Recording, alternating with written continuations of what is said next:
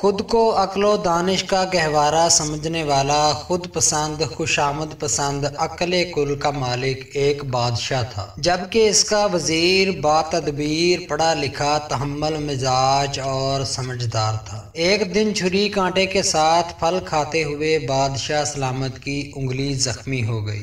بادشاہ سلامت اپنا خون بہتا ہوا دیکھ کر پریشان ہو گیا۔ وزیر نے کہا، ذل الہی، فکر کی کوئی بات نہیں، اس میں بھی اللہ کی طرف سے کوئی حکمت پوشیدہ ہوگی۔ نازک مزاج بادشاہ سلامت چلا اٹھا، میری انگلی کٹ گئی اور اس میں کوئی بہتری نظر آ رہی ہے، داروغہ اسے جیل میں ڈال دو۔ وزیر کو جیل میں ڈالنے لگے تو وہ بولا، اس میں بھی میری کوئی بہتری ہوگی۔ کچھ دنوں بعد بادشاہ کی انگلی ٹھیک ہو گئی، وزیر ابھی تک جیل میں ہی تھا۔ بادشاہ سلامت ایک دن اکیلے ہی جنگل کی طرف نکل گئے۔ واپسی پر راستہ بھٹک گئے اور کسی دوسرے علاقے میں پہنچ گئے۔ وہاں کے وحشی لوگ بادشاہ سلامت کو پکڑ کر اپنے سردار کے پاس لے گئے۔ سردار نے کہا، اسے کمرے میں بند کر دو، ہفتے کے دن اس کی قربانی ہوگی۔ مقررہ دن بادشاہ سلامت کو جب قربانی کے لیے چبوترے کی طرف لے جا رہے تھے تو ان کے مذہبی رہنما کی نظر اس کی انگلی پر پڑی، جہاں اسے کٹ کا نشان نظر آیا۔ مذہبی رہنما نے جنگلیوں کے سردار کو مخاطب کر کے کہا، سردار، اس کی قربانی نہیں ہو سکتی کیونکہ یہ داغی ہے۔ اس وقت نہ صرف بادشاہ کو آزاد کر دیا گیا بلکہ بادشاہ کو وہ وحشی لوگ ملک کی سرحد تک چھوڑ گئے۔ جب بادشاہ محل میں پہنچا تو اس نے فوراً وزیر با تدبیر کو رہا کر دیا اور کہنے لگا، تم ٹھیک کہتے تھے کہ انگلی کے کٹنے میں اللہ کی طرف سے کوئی حکمت پوشیدہ ہوگی۔ زخم کے اس داغ کی وجہ سے میری جان بچ گئی۔ وزیر بولا، بادشاہ سلامت، آپ کی تو جان بچی انگلی کٹنے سے،